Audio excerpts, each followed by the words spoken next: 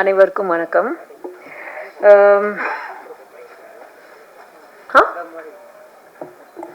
எல்லாருக்கும் கேட்குதுல்ல? யா, ஆக்சுவலி முதல்ல வந்து டைரக்டர் ரஞ்சில் பற்றி தான் பேசணும். இந்த படத்தை ரொம்ப போராடி எடுத்திருக்காரு, அதுக்கு ஒரு கைத்தட்டல். பிகாஸ் கதை கேட்டு லாக்டவுனுக்கு முன்னாடி கதை கேட்டது. ஸோ அங்கேருந்து இன்னைக்கு வரைக்கும் ஒரு சிங்கிள் மைண்டட் ஃபோக்கஸோட இந்த படத்துக்காகவே உயிரை கொடுத்துருக்காரு. அதனால தான் இன்னைக்கு நம்ம எல்லாரும் இங்கே வந்திருக்கோம். அண்ட் என்னை பொறுத்த வரைக்கும் ஒரு படம் என்பது ஒரு குழந்தையா பார்த்தீங்கன்னா, ஒரு குழந்தைக்கு 2 பேரண்ட்ஸ் இருக்கு இல்லையா, அம்மா அப்பா. ஸோ அதே மாதிரி ஒரு படத்துக்கு அம்மாவும் அப்பாவும் இருக்கு. அந்த அம்மா வந்து டைரக்டர், அப்பா வந்து ப்ரொடியூசர். 2 பேரும் கோஆப்ரேட் பண்ணி, புரியுதுல்ல உங்களுக்கு, சந்தோஷமா அந்த குழந்தைய வளர்க்கணும். இல்லைன்னா அது சரி வராது. ஸோ இந்த படத்தில் நமக்கு வந்து ஒரு ப்ரொடியூசர் இல்லாமல் கிட்டத்தட்ட 2 ப்ரொடியூசராக இருக்கு இல்லைங்களா? So thank you to both of you for seeing, for holding Nanjil's hand அப்படின்னு தான் சொல்லணும். அண்ட் நான் அவருக்கு மாரல் சப்போர்ட் கொடுத்துருக்கேன்னு சொல்லியிருக்காரு. அப்படிலாம் ஒன்றும் கிடையாது. அவர் தான் ஐ திங்க், எப்படி சொல்கிறது, ஒரு சில டைரக்டர்ஸ் காஸ்ட் பண்ணும் பொழுது இவங்க இல்லையா, டேட் இல்லையா, சரி அடுத்தவங்க பார்ப்பாங்க. நிறைய பேர் அப்படிதான் வேலை பார்ப்பாங்க. அவர் ரொம்ப அடம் பிடிச்சி, இல்லை நான் இந்த படம் ஆண்ட்ரியா தான் பண்ணணும்னு ரொம்ப அடம் பிடிச்சாரு. அதனால தான் நானும் இந்த படத்துக்குள்ளே வந்திருக்கேன். வந்ததுக்கப்புறம் கண்டிப்பாக எனக்கு காடுனா ரொம்ப பிடிக்கும். ஸோ இந்த படம்லாம் ஷூட் பண்ணும்போது லொக்கேஷனில் ஃபோன் சிக்னலும் கிடையாது, ஹோட்டலும் கிடையாது. ஏதோ ஒரு வீட்டில் போய் தங்கியிருந்தோம், எனக்கு ஞாபகம் இருக்கு. யா, ஸோ அந்த மாதிரி ஒரு லொக்கேஷனில் போய் ஷூட் பண்ணோம். ஸோ அந்த ஒரு நிஜமான ஒரு காடுக்குள்ளே போயிருக்கோம், அதுதான் நான் சொல்ல வரேன். அண்ட் டெஃபினெட்லி எனக்கு கடவுளை விட காடு தான் கடவுள். ஐ மீன் கோயிலை விட காடு தான் கடவுள் அப்படின்னு சொல்ல முடியும். Because nature is God for me. So அந்த விதத்தில் பார்க்கும் பொழுது இந்த படம் எனக்கு ரொம்ப ஒரு ஸ்பெஷலான படம். அண்ட் ஐ ஹோப் தட் எல்லாருக்குமே they are able to see the vision beyond the fights and all that. அதை தாண்டி இந்த படம் ஒரு கருத்தை சொல்லும். So I hope the world is able to see that. and நாங்கள் எல்லாரும் பட்ட கஷ்டங்களுக்கு கண்டிப்பாக I hope this film is also successful for the producers and definitely for Nanjil. And thank you to all other technicians, Sundar Babu sir and DOP sir, editor, stunt master, எல்லாருக்கும் மிகப்பெரிய நன்றி. Thank you.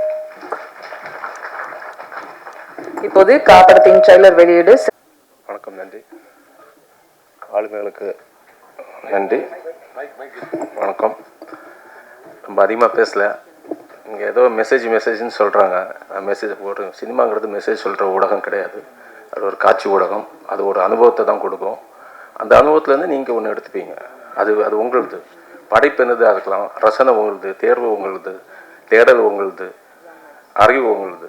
நீங்கள் அதை எப்படி எடுத்துக்கிறீங்கன்னு நான் பார்க்க ஆவலாக இருக்கேன். அவ்வளோதான். நான் எந்த மெசேஜ் சொல்லக்கூடாது. சினிமாவோட வேலை அது இல்லை. நான் நம்புகிறேன். மற்றவங்க எப்படி நம்புகிறாங்கன்னு தெரில. அப்படி பார்த்தா தர்ஸ்கோஸ்கி என்ன மெசேஜ் சொன்னார்? அனுபவம் தான். சினிமாங்கிறது ஒரு அனுபவம், தியானங்கிறது ஒரு அனுபவம், அதுபோல் சினிமாங்கிறது ஒரு அனுபவம். அப்புறம் நன்றி சொல்லணும்னா நான் வந்து ஆண்ட்ரியா அவர்கள் அந்த படத்தோட தொடக்க புள்ளியிலேருந்து இந்த நிமிடம் வரைக்கும் கூட நிற்கிறாங்க, மோரல் சப்போர்ட்டாக இருக்காங்க. அப்புறம் சரிங்க சார், அந்த படம் வந்து கதை சொல்ல சார் நீங்கள் பண்ணணும். சரிங்க தெரியும் உங்களுக்கு, லெஜண்ட் தியேட்டர் ஆர்டிஸ்ட். சொல்ல போனேன், இல்லை எனக்கு தியேட்டரே போதும், நான் சினிமா வேணாம், நீ என்ன, நான் அங்கே ராஜாவாக இருக்கேன், அங்கே போய் நீ சினிமாவில் கூச்சத்துக்கு வச்சுருவீங்க. இல்லை சார், உங்களை எதுவும் இல்லை வேணாம், எனக்கு சினிமாவே வேணாம், நான் தேட்டர் தான் எனக்கு பிடிச்சிருக்குப்பா, இங்கே நான் ராஜா, இங்கே ஆர்டிஸ்ட் ராஜா, சினிமாங்கிறது டைரக்டர் மீடியா, அங்கே நீ சொல்லணும், நான் எதாவது பண்ணணும், வேணான்னாரு. இல்லை சார் நீங்கள் கதை கேளுங்க, கதையெல்லாம் கேட்க முடியாதுன்னாரு. இல்லை சார் திரும்ப திரும்ப ஃபோன் பண்ணுவேன், இல்லை சார் நீங்கள் பண்ணணும். கடைசியில் சரி நான் கதை கேட்கல, நீ ஒரு வாட்டி அவங்க கூட பேசணும்னாரு. சரி பேசுகிறேன். நான் 1 மணி நேரம் ஒரு மணி நேரம் பேச்சு ஆரம்பித்து பேசி அன்றைக்கி ஃபுல்லாக எனக்கு என்ன சினிமா தெரியும், அந்த சினிமா நான் எப்படி புரிஞ்சு வச்சுருக்கேன்னு அவருக்கு தெரிஞ்சுக்கணும். சரி சார், நான் சினிமாவை நான் எப்படி புரிஞ்சு வச்சுருக்கேனோ அதை புரிய வச்சேன். அவருக்கு பிடிச்சிருந்துச்சி. எனக்கு பிடிச்ச டேரக்டர்ஸ் எல்லாம் யாருன்னு கேட்டார். நான் எனக்கு பிடிச்சவங்க யாருன்னு சொன்னேன். அப்புறம் தான் ஒத்துக்கிட்டேன். அப்புறமும் கதை கேட்கல. சார் கதைலாம் வேணாம், நீ பண்ணுவேன் நம்பிக்கை இருக்குன்னாரு. சரி கடைசியில் தான் வசனம் மட்டும் என்கிட்ட கேட்டார். நீ எதாவது வாயில் வர்ற டைலாக்கெல்லாம் இருந்தால் நான் பேச மாட்டேன் சொல்லிக்கோ. எனக்கு கொஞ்சம் அது ஒரு ஈகோ ஆகிடுச்சு. என்ன அது பேச மாட்டேன், நான் சொல்கிறதா நீங்கள் பேச போகிறீங்கன்னு. கடைசி வர நாளைக்கு ஷூட்டிங்னா இன்றைக்கி வர டைலாக் கொடுக்கல. எனக்கு ஒரு அந்த ஈகோ வந்துடுச்சு. நான் சொல்கிறதா சார் பேசுவீங்க, சரி பார்ப்போம், நீ சொல்கிற நான் பேசுகிறேன்னா பார்ப்போம். மறுநாள் வந்தார், டைலாக்லாம் கொடுத்தேன். சரி ஒன்றுமே சொல்ல திமிரு அப்படி தான் சொன்னார். பேசிட்டார், ரொம்ப திமிரு அவனுக்குன்னு சொன்னார். அப்புறம் டப்பிங் முடிஞ்சிச்சு. டப்பிங் முடிஞ்சு போகும்போது திரும்ப சொன்னார், இனி பாம்பே பக்கம் வந்துடாத கதை சொல்லிட்டுனாரு. சார் என்ன படம் பிடிக்கலையாண்ணே? இல்லை நீ கதையும் சொல்லாத, பாம்பே பக்கம் வராதா, டேட்டு மட்டும் கேளு, நான் வந்துடுறேண்ணே. ஓகே, அதுதான் எனக்கு அவ்வளோதான். ஏன்னா எனக்கு அவர் ரொம்ப பிடிக்கும். ஏன்னா அவர் குழந்தை மாதிரி, அவருக்கு ரொம்ப கோவிச்சுப்பார்.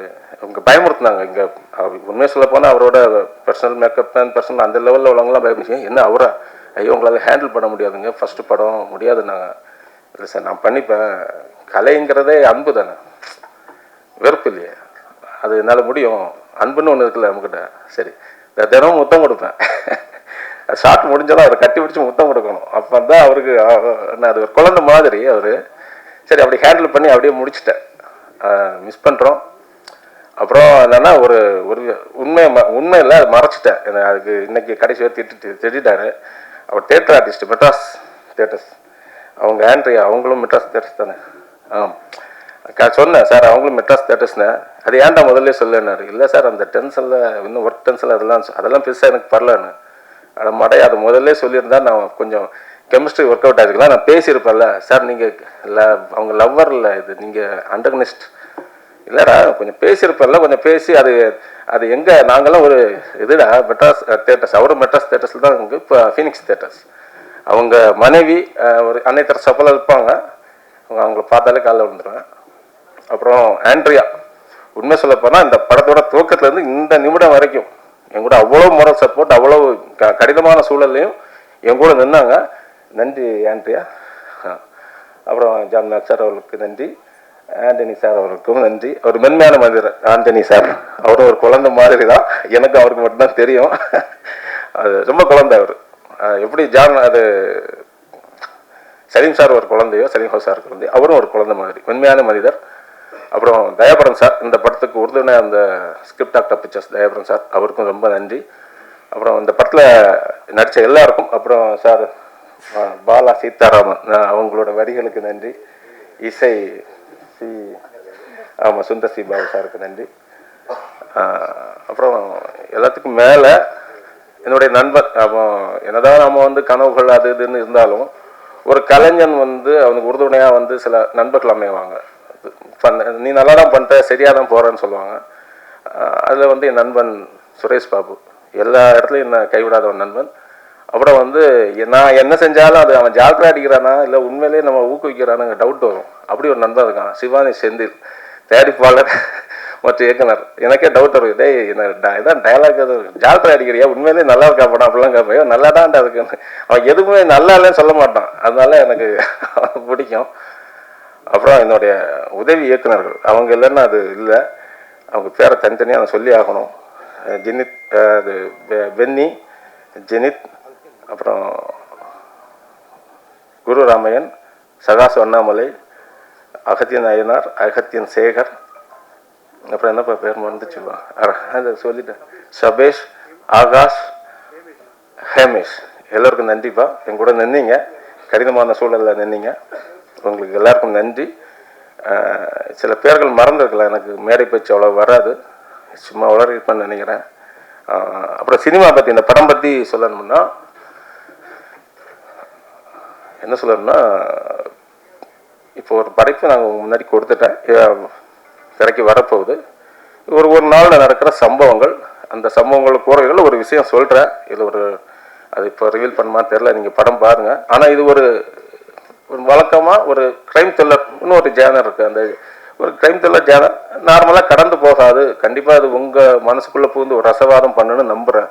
ஏன்னா ஒரு கொஞ்சம் பதட்டம் இருக்குது. ஏன் என்ன பதட்டம்னா, அது வெற்றி தோல்வி, கலைஞன் வெற்றி தோல்விக்கெல்லாம் பயப்பட மாட்டோம். நான் அதுக்கெல்லாம் பயந்து வரல. அது வியாபாரியோட பயம். அது ஏன் பயம் இல்லை.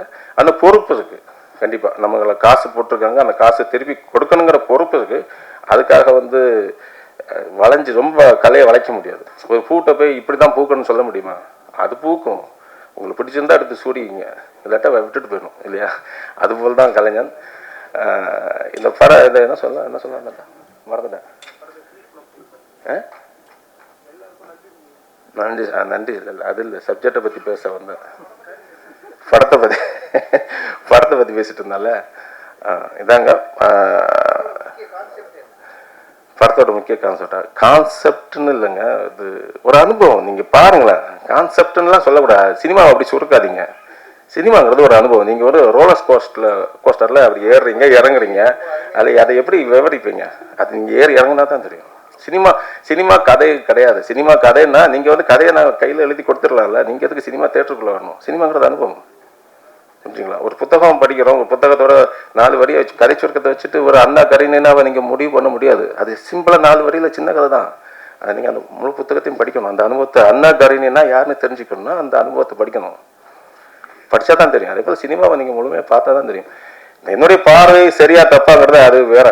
என்னுடைய பார்வை கூட நீங்கள் உடன்படாமல் போகலாம். அது என்னுடைய பிரச்சனை இல்லை. என்னுடைய பார்வையை சொல்ல, என்னுடைய படைப்பை உங்க முன்னாடி கொண்டு வர உரிமை இருக்கு. ஏன் இங்கே உப்புமா படம் எடுக்க கூட உரிமை இருக்கு. சொல்லுவாங்க அது உப்புமா படம், அது அப்படிலாம் இல்லை. நம்ம வீட்டில் ஒரு குழந்தை கிறுக்குனா அது உங்களுக்கு பிடிக்கும். பக்கத்து வீட்டு குழந்தை கிறுக்குனா பிடிக்காது. அந்த கிறுக்கல் உங்களுக்கு பிடிச்சதுக்கு இல்லை, அது ஒரு கிறுக்கலை எடுத்துக்கணும், புரிஞ்சுங்களா? எல்லாருக்கும் அந்த எல்லா உரிமையும் இருக்கு. அதை நிராகரிக்கிற உரிமை உங்களுக்கு இருக்கு. அதை தேர்ந்தெடுங்க, நிராகரிங்க. ஆனால் தப்போ சரியோ, அதாவது mass film, mass psychology, mob சைக்காலஜின்னு சொல்லுவாங்க. மாஸ் சைக்காலஜி வச்சு சினிமா இருக்குது, மாப் சைக்காலஜியை டிபெண்ட் பண்ணி சினிமா இருக்குது. இந்த சினிமா பொறுத்தளவில் என்னன்னா மிரர். இப்போ நான் ஒன்றும் காட்டலை, ஒரு கண்ணாடியை பூசி உங்கள் முன்னாடி காட்டுறேன், நீங்கள் பார்த்துட்டு போங்க, உங்கள் முகம் அதில் தெரியும், அவ்வளோதான். அந்த மிரர்னா நான் ரசம் பூசுகிற கண்ணாடியில் ஆழமான தண்ணி, சலசலப்பில் தண்ணியில் உங்கள் முகம் தெரியாது. ஆனால் ஆழமான தண்ணியில், அது அமைதியான தண்ணியில் உங்கள் பிம்பம் தெரியும். அதோட ஆழத்தை நீங்கள் கண்டுபிடிக்கலாம். இந்த படத்தில் அது நான் அந்த ரசவாதம் நிகழுன்னு நம்புகிறேன். பதட்டம்னா என்ன பதட்டம்னா, ஒரு ஃபர்ஸ்ட் ப்ரொப்போசல் சொல்லும்போது, ஒரு பொண்ணுக்கிட்ட சொல்லும்போது ஒரு பதட்டம் இருக்குங்க. பொண்ணுக்கு ஒரு ஹைக்கு, சிலவங்களுக்கு ஹைக்கு பிடிக்கும், கவிதை பிடிக்கும், கண்ணியம், ஏதோ ஒரு வழி மூலியமாக தானே பொண்ணுகிட்ட அதை ஃபர்ஸ்ட் ப்ரொப்போசல் பண்ணும்போது சின்ன பதட்டம் இருக்குங்க. அதே போல் அங்கே ஒரு ஹார்ட்டுக்குள்ளே தான் நுழையணும். ஆனால் இங்கே அப்படி இல்லை, கலெக்டிவ் ஹார்ட், கலெக்டிவ் மைண்ட். அப்போ இன்னும் கொஞ்சம் பதட்டம், இன்னும் கொஞ்சம் பயம் அதிகம். அந்த பதட்டம் எனக்கு இருக்குது, அந்த பயம் இருக்குது. ஆனால் நுழைஞ்சிடுவேன்னு நம்புகிறேன், நுழைஞ்ச ரசவாதம் செய்யும்னு நம்புகிறேன், புரிஞ்சுங்களா? அப்புறம் உங்கள் கையில் இருக்குது, புரிஞ்சுங்களா? நன்றி, வணக்கம்.